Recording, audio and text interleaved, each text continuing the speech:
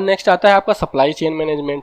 Supply chain में क्या होता है बेसिकली कि हमारा जो रॉ मटेरियल होगा वो कहाँ से कब कैसे आएगा और हम किसी को अपना मटेरियल कैसे प्रोवाइड करेंगे। तो ये देखते हैं सप्लायर के साथ में रिलेशनशिप। सप्लायर के साथ में रिलेशनशिप का मतलब होता है कि सप्लायर के पास जाओगे, उसकी फैसिलिटी देखोगे, उसके साथ में बात करते रहोगे, तो ये सप्लायर रिलेशनशिप होगा। नेक्स्ट आप आएंगे आगे चल के तो आपका क्या होगा कि सप्लायर की कॉस्ट कितनी है और उसका पास्ट परफॉर्मेंस क्या है। पास्ट परफॉर्मेंस मतलब पीछे जैसे हमने उसको 50 बार ऑर्डर दिया, वो उसने जो है 45 बार टाइम पे ले आया, बाकी 5 बार उसका डिले हो गया या उसकी क्वालिटी ख़राब हो गई। तो हम पीछे के परफॉर्मेंस देखते हैं कि कौन सा हमारा जो सप्लायर है वो एकदम टाइम पे दे रहा है और क्वालिटी उसकी अच्छी है, तो हम क्या करेंगे उसी से हम बार बार करेंगे। इसका मतलब जो सप्लायर हमें टाइम पे सप्लाई करेगा और अच्छी क्वालिटी के साथ सप्लाई करेगा वो हमारे लिए बेस्ट है। तो इस तरह की हमें एक रिपोर्ट बना के हमें रखनी पड़ती है कि कौन से सप्लायर ने कब जो है टाइमली डिलीवरी की है विद क्वालिटी और कब जो है लेट डिलीवरी की है और कब कब उसकी क्वालिटी ख़राब हुई है। तो उसके बेस पे हम क्या करते हैं सप्लायर रेटिंग तैयार करते हैं। सप्लायर रेटिंग मतलब इसका रेटिंग 1 है तो हम हमेशा हमारा टारगेट क्या होगा, जो सप्लायर हमारे लिए बेस्ट है हम उसी को ऑर्डर दें, हम सबको नहीं देंगे। तो उस तरह का क्या करना पड़ता है बना के रखना पड़ता है इंडस्ट्रियल इंजीनियर को, तो सप्लाई चेन मैनेजमेंट में काम आती है। इसके बाद क्या होता है सप्लायर के यहाँ ऑडिट करनी होती है। पता चला कोई सप्लायर है उसको हमने कहा कि तुम 50,000 ये पर्टिकुलर प्रोडक्ट 50,000 हमें चाहिए, अब पता चला उसके पास उतना स्पेस ही नहीं है बनाने का या उसके पास मैन पावर नहीं है, उसके पास मशीन ही नहीं है, तो हम उसके पास जाते हैं और उसके यहाँ ऑडिट करते हैं। जो सप्लायर होगा उसके यहाँ जाके क्या करेंगे ऑडिट करेंगे कि सप्लाई वो कैसे कर रहा है, उसके पास रिसोर्सेज कौन कौन से हैं और कौन सा प्रोसेस फॉलो कर रहा है। पता चला मशीन से कटिंग करनी थी, किसी सीएनसी मशीन से कटिंग करनी थी, सीएनसी मशीन के बजाय उसने क्या किया हैंड सॉ दे करके सबको लेबर्स को लगा दिया कटिंग करने पे। तो क्या होगा इससे उसकी एक्यूरेसी जाएगी और उसकी जो है रिपीटेबिलिटी जाएगी और बहुत सारी उसकी क्वालिटी में डिफेक्ट आने लगेगा। तो कौन सा प्रोसेस उसने फॉलो किया है कस्टमर के पास जाके इंडस्ट्रियल इंजीनियर चेक करता है। और अगर कोई इशू आता है तो वो क्या करेगा कस्टमर के पास सप्लायर के पास जाएगा और उससे बात करेगा, कोई इशू होता है तो उसको कैसे सॉल्व आउट करना है। नेक्स्ट आपका आएगा इंस्पेक्शन कैसे करना है। जैसे नया कोई वो सप्लायर है हमारा कोई नया प्रोडक्ट दे रहा है तो आप देख रहे हैं first article inspection. First article का इंस्पेक्शन का मतलब होता है कि अभी उस सप्लायर ने कभी हमें सप्लाई नहीं दी है, एक नया प्रोडक्ट वो बना के देगा, वो एक पार्ट बना के देगा, उसको फर्स्ट पार्ट बोला जाता है। तो उसको हम चेक करते हैं कि वो उसने सही बनाया है या गलत बनाया है। तो हम जो पहला उसकी सप्लाई होगी उसको हम चेक करते हैं कि वो एक्यूरेटली उसने बनाया है या नहीं बनाया है। आगे अगर चलेंगे तो आउटसोर्स मैन्युफैक्चरर मतलब अगर कोई मटेरियल ऐसा है जिसको हम बनाने में ज़्यादा कॉस्ट आ रही है, किसी सप्लायर से हमें सस्ते में मिल रहा है, तो हम देखते हैं कैसे उसको बनाना है, आउटसोर्स करना है या बनाना है। इसका मतलब आउटसोर्स करोगे और उसकी क्वालिटी भी देखोगे और डिलीवरी एंड कॉस्ट सही टाइम पे जो है डिलीवरी उसकी होनी चाहिए। तो ये चीज़ें होंगी जो हम सप्लाई चेन मैनेजमेंट में देखेंगे। तो इसके बाद नेक्स्ट हमारा पॉइंट आता है प्रोडक्टिविटी मेंटेन करना है, मेथड्स कौन कौन से होंगे और प्रोसेस इंजीनियरिंग में क्या क्या करेंगे। तो इसमें देखेंगे एकदम टू द पॉइंट रहते हैं। प्रॉपर वर्क मेथड डिफाइन करना है, कैसे कैसे हमें काम करना है। इसके बाद एप्रोप्रिएट प्रोसेस का मतलब होता है कि जैसे हमें सरफेस फिनिश अच्छी रखनी है तो हम कटिंग करेंगे फिर ग्राइंडिंग करेंगे, तो प्रोसेस वर्क फ्लो हम डिज़ाइन करेंगे उसके हिसाब से। इसके बाद नेक्स्ट आते हैं की प्रोडक्शन मेजर्स का मतलब होता है कि प्रोडक्शन करने के लिए हमें क्या क्या स्टेप्स चाहिए, मशीन लानी है, रॉ मटेरियल लाना है, तो वो सारी चीज़ें हम क्या करेंगे इसको करेंगे। इसके बाद नेक्स्ट आप आएंगे गोल्स, मतलब क्या एम था और हम उसको अचीव कर पाए या नहीं, उसके लिए क्या करते हैं अलग अलग जगह से डेटा एनालिसिस करते हैं।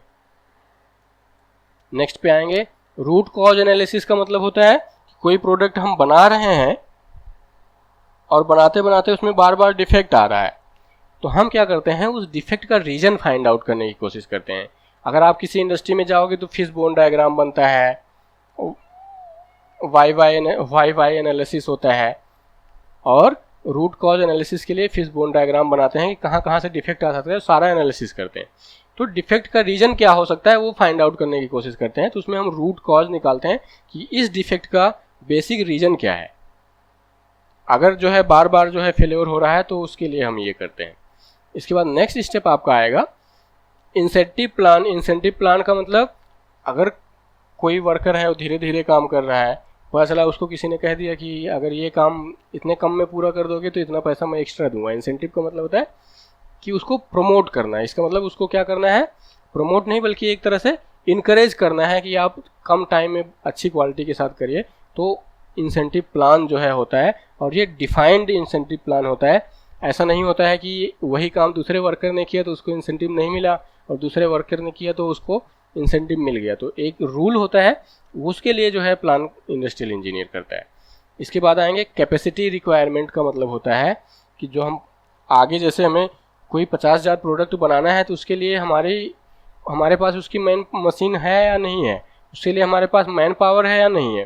तो उससे क्या करते हैं, कैपेसिटी का मतलब मैक्सिमम हम कितना प्रोड्यूस कर सकते हैं, कि हमारी कैपेसिटी कितनी है। पता चला हम 50 बॉटल पानी प्रोड्यूस कर सकते हैं और हमने 5,000 बॉटल का ले लिया तो क्या होगा, बाद में हमारी इंसल्ट हो जाएगी कि हम सही से काम नहीं कर पाए हैं। इसके बाद नेक्स्ट आपका आएगा क्वालिटी इंप्रूवमेंट में हम क्या कर सकते हैं। क्वालिटी को मेजर करने के लिए और उसकी इंप्रूवमेंट के लिए इंडस्ट्रियल इंजीनियर क्या क्या करता है। क्वालिटी इशू कोई आता है, कोई डिफेक्ट बार बार आ रहा है तो वहाँ पे जाना है, उसमें देखना है कि कौन कौन से वहाँ पे डिफेक्ट हो सकते हैं। नेक्स्ट आपका आएगा प्रोडक्शन टीम और क्वालिटी टीम, इन सब की टीम्स के साथ में मीटिंग करनी है कि क्या हमारे पास डिफेक्ट आता है, उसके रूट कॉज की एनालिसिस करनी है और उसको फॉल्ट फाइंडिंग करनी है कि कहाँ पे कमी है। इसके बाद आएंगे जो प्रोसेस बार बार डिफेक्ट आ रहा है तो उसको हम क्या करेंगे, उसका ऑडिट करेंगे। प्रोसेस जो है बार बार उसको चेंज करते रहेंगे कि हमारी क्वालिटी इंप्रूव होती रहे।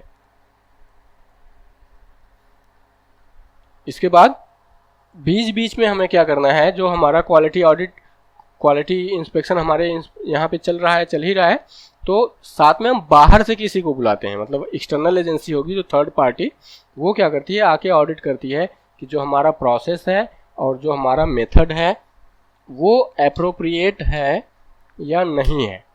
अगर एप्रोप्रिएट है तो क्या कहेगा, आपको अच्छा ग्रेड देके जाएगा। तो इसका मतलब थर्ड पार्टी इंस्पेक्शन भी क्या होता है, करवाना जो है इंडस्ट्रियल इंजीनियर का काम है।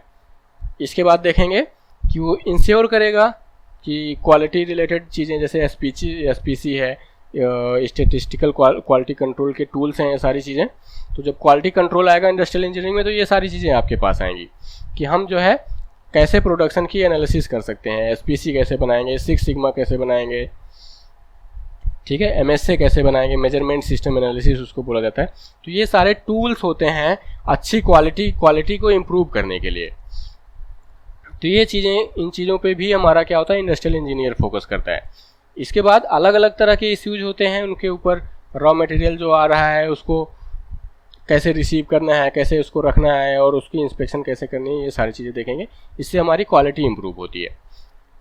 तो ये बेसिक कुछ पॉइंट्स हैं जिनको आपको क्या करना, धीरे धीरे एरिया वाइज आपको ध्यान रखना पड़ेगा कि इसमें होता क्या है। जैसे क्वालिटी की जब हम बात करते हैं, क्वालिटी में हम बार बार चेक करते रहते हैं, इनकमिंग मटेरियल आता है, आउटगोइंग मटेरियल जाता है, तो उन पॉइंट्स को आपको देखना पड़ेगा, सोचना पड़ेगा कि क्वालिटी में आखिर होता क्या है।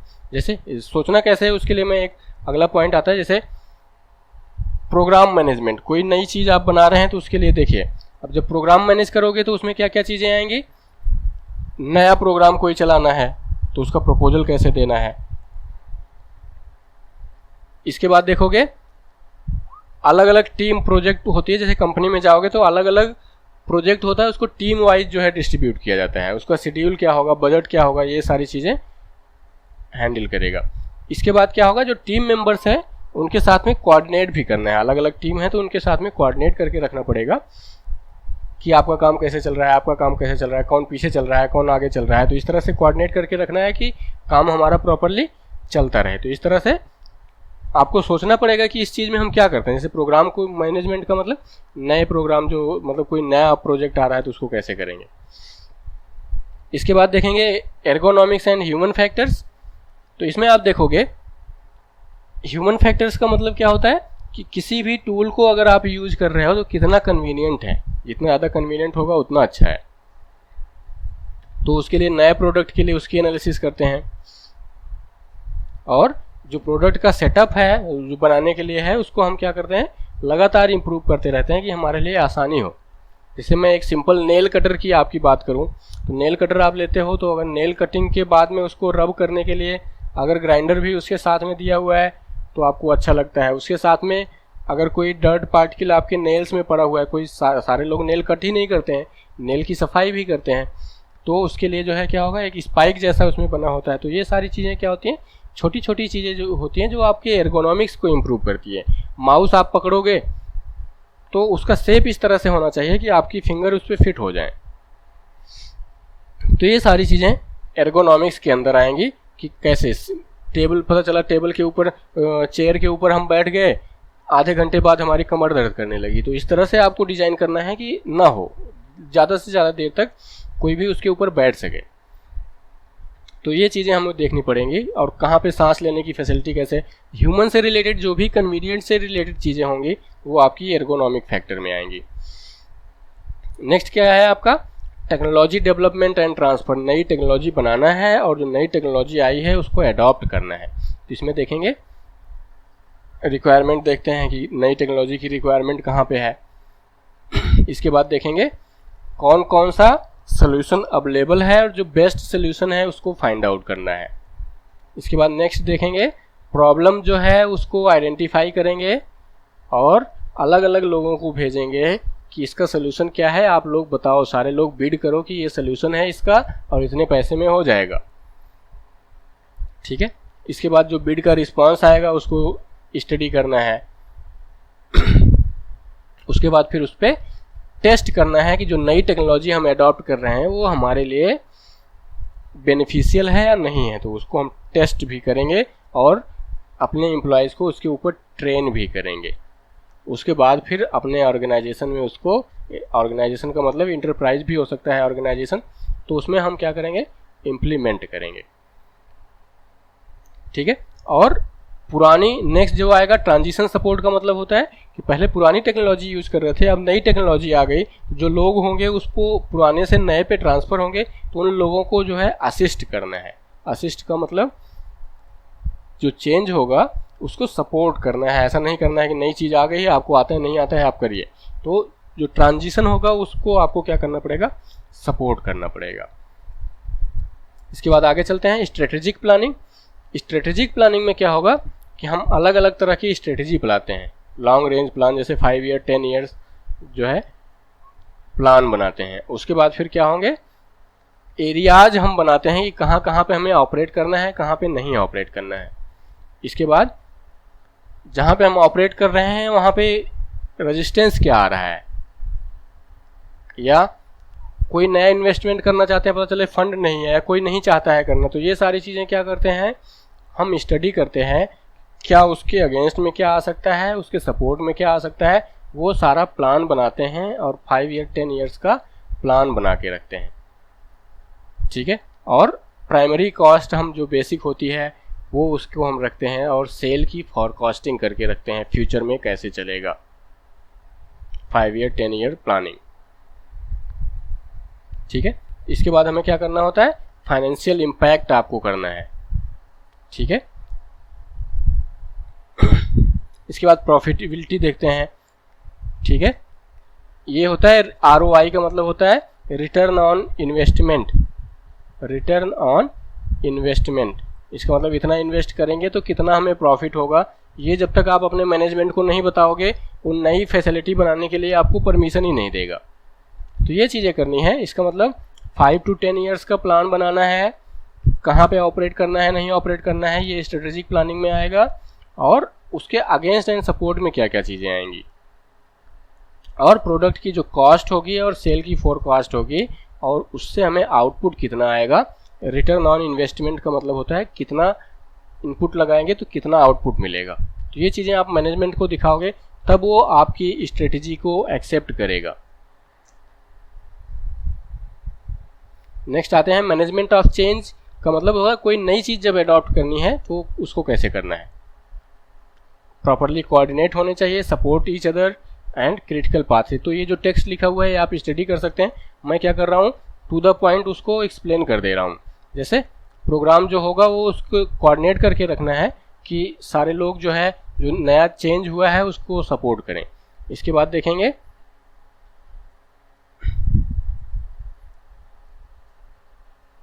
आपको क्या करना है, ऐसे बताना है कि ये चेंज करिए तो आपको हम ये इंसेंटिव मिलेगा। एक तरह से स्पॉन्सरशिप हो गई कि ये जो है चेंज करिए तो आपको ये बेनिफिट होगा। और कौन सा चेंज पहले करना है, कौन सा चेंज पहले बाद में करना है, उसको प्रायोरिटाइज करना है। नेक्स्ट आप देखेंगे कि आप लोगों को स्किल प्रोवाइड करिए, नॉलेज प्रोवाइड करिए, कौन कौन सा प्रोसेस होगा उसको बताइए, ऑर्गेनाइजेशन स्ट्रक्चर नया कैसे होगा, जो टूल्स होंगे वो कैसे होंगे। ये सारी चीज़ें जो है क्या कर सकते हैं आप अपने मैनेजमेंट को और अपने वर्कर्स को दोनों को आपको बताना पड़ेगा। वन साइडेड काम नहीं चलेगा, ठीक है। इसके बाद ये ध्यान रखना है कि सभी लोग इन्वॉल्व हों, पूरा वर्कर भी इन्वॉल्व हो, पूरा मैनेजमेंट भी इन्वॉल्व हो, और उनको सपोर्ट करने के लिए अलग अलग एक्टिविटीज जो है प्लान हो। इसके बाद नेक्स्ट आपका आता है फाइनेंशियल इंजीनियरिंग। फाइनेंशियल इंजीनियरिंग का मतलब पैसे से रिलेटेड क्या चीज़ करेगा इंडस्ट्रियल इंजीनियर, क्या करेगा, कॉस्ट की एनालिसिस करेगा। तो इसमें आप और भी एक चीज़ देख रहे होंगे कि ये इंटर रिलेटेड भी है। फाइनेंशियल इंजीनियरिंग जब स्ट्रेटेजिक प्लानिंग करोगे तो वहाँ पे भी कॉस्ट की स्टडी करोगे। तो ये बेसिकली क्या है, इंटर रिलेटेड भी है, लेकिन जब आपका ये टॉपिक आएगा तो उससे रिलेटेड चीज़ें आपको वहाँ पे क्या करनी पड़ेंगी, कॉल करनी पड़ेंगी कि ये भी काम करते हैं। तो एक तरह से देखा जाए तो इंडस्ट्रियल इंजीनियरिंग का स्कोप काफ़ी वास्ट है, मतलब हर एक तरह से हर जगह पे काम करता है। खुद काम नहीं करता है, लेकिन जो इंडस्ट्रियल इंजीनियर होगा खुद काम नहीं करता है, लेकिन प्लानिंग सारी जो है किसी भी इंडस्ट्री की, किसी भी ऑर्गेनाइजेशन की सारी प्लानिंग जो होता है वो इंडस्ट्रियल इंजीनियरिंग कॉन्सेप्ट के बेस पे होता है। प्लानिंग सारा करता है और इंडस्ट्रियल इंजीनियर काम कुछ नहीं करता है। सबसे ज़्यादा पावर होती है उसको मैनेज करने का काम। एक तरह से वो सबसे टफ काम भी होता है। बहुत सारे लोग होते हैं जो काम कर लेते हैं लेकिन लोगों से काम नहीं करवा पाते हैं। जो इंडस्ट्रियल इंजीनियर होता है वो लोगों से काम करवाना उसको आना चाहिए, उसके अंदर लीडरशिप क्वालिटी होनी चाहिए। तो इस तरह से क्या करेंगे आप इनको मैनेज करेंगे, कॉस्ट पढ़ाएंगे, कॉस्ट की मेथड क्या है। इसके बाद देखेंगे बजट बनाना है, फोरकास्ट बनाना है। तो ये चीज़ें पीछे भी हम कर चुके हैं, तो ये पॉइंट्स आपको ध्यान रखने हैं। कैपिटल का मतलब कोई नई फैसिलिटी बनाएंगे तो कितना पैसा लगेगा। कहीं कैपेसिटी एक्सपेंशन का मतलब होता है जो हम बना रहे हैं उससे ज़्यादा अगर हमें बनाना है। कॉस्ट एनालिसिस करनी है और उसका जस्टिफिकेशन करना है कि इसके लिए इनपुट कितना चाहिए। एक्सपेंस और एक्सपेंडिचर को बताना है। अगर मैनेजमेंट सेटिस्फाई नहीं होगा तो आपकी फाइनेंशियल इंजीनियरिंग बेकार है, इसका मतलब आप कंपनी की ग्रोथ के लिए काम नहीं कर सकते। तो आपको मैनेजमेंट को उसको सेटिस्फाई करना है, ठीक है। इसी तरह से क्या होता है, बाय वर्सेस लीज एनालिसिस का मतलब होता है कि किसी प्रॉपर्टी को हमें खरीदना है या किराए पे लेना है। किराए पे लेने में फ़ायदा रहेगा या खरीदने में फ़ायदा रहेगा, तो वो एनालिसिस भी क्या करेंगे इंडस्ट्रियल इंजीनियर हमारा करता है। तो ये आपको ध्यान रखना पड़ेगा। तो सारी कॉस्ट से रिलेटेड चीज़ें आपकी फाइनेंशियल इंजीनियरिंग में आ जाएंगी, ठीक है। ये तो हो गया स्कोप। अब आप देखेंगे कौन कौन सी तरह की इंडस्ट्री में इंडस्ट्रियल इंजीनियर काम करता है। तो देखेंगे इसमें लगभग सारी चीज़ें आ गई। Aerospace industry, airlines, aluminium steel, banking, ceramics, construction, consulting, electronics assembly, energy, entertainment, forestry, insurance, material testing, medical services, लगभग सारी तो आ ही गई।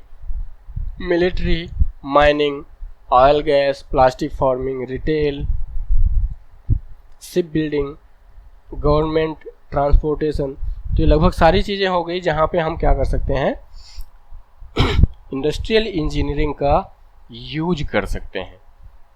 तो लगभग हर एक जगह ही हो गई।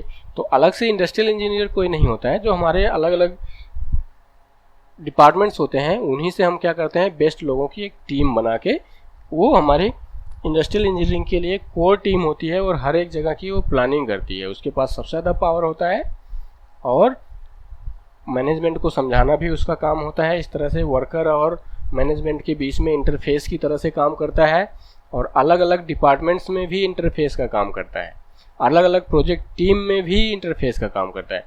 तो इंडस्ट्रियल इंजीनियर के इतने सारे काम होते हैं। अब आगे आते हैं, इंडस्ट्रियल इंजीनियर हमारा टूल्स कौन कौन से यूज करता है। Bench marking. बेंच मार्किंग का मतलब होता है कि कोई प्रोडक्ट हम बना रहे हैं, अच्छा बन गया, जो अच्छा बनेगा वो हमारे लिए सैंपल होगा। अगर बाद में आगे चल के उससे भी अच्छा बन गया तो जो और अच्छा बना वो हमारे लिए बेंच मार्क हो जाएगा। इसका मतलब बेंच मार्किंग का मतलब होता है हमारे पास ये एम है, आपको ऐसे बनाना है। अगर उससे अच्छा किसी ने बना दिया तो अब जो नया वाला सबसे अच्छा है वो हमारा एम हो जाएगा। इसके बाद नेक्स्ट है आपका design of experiments. Design of experiments का मतलब होता है कोई डिज़ाइन आप बना रहे हो उसको बार बार चेंज करो, बार बार चेंज करो, बार बार चेंज करो, जो बेस्ट आए उसको आप चूज करो। एम्प्लॉय इन्वॉल्वमेंट का मतलब कभी कभी क्या होता है, मैनेजमेंट अपने रास्ते पे चल रहा है, एम्प्लॉय अपने रास्ते पे चल रहा है, तो मैनेजमेंट का कहा ना एम्प्लॉय मानेगा, ना एम्प्लॉय का कहा मैनेजमेंट मानेगा। तो क्या हो गया, एम्प्लॉय इन्वॉल्वमेंट कैसे रखना है कि दोनों लोग एक दूसरे की सुने। इसके बाद नेक्स्ट आपका है इक्विपमेंट यूटिलाइजेशन। इसका मतलब क्या है कि जो हमारे पास रिसोर्सेज हैं उनका यूज हो।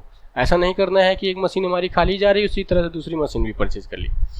फ्लो डायग्राम्स में जब आप आओगे, फ्लो डायग्राम का मतलब उसमें पाथ बनता है कि आपको इस रास्ते से जाना है। जैसे रोड पे ट्रैफिक लगती है वैसे इंडस्ट्री के अंदर भी अगर मटेरियल मूवमेंट हो रही है तो ट्रैफिक लग सकता है।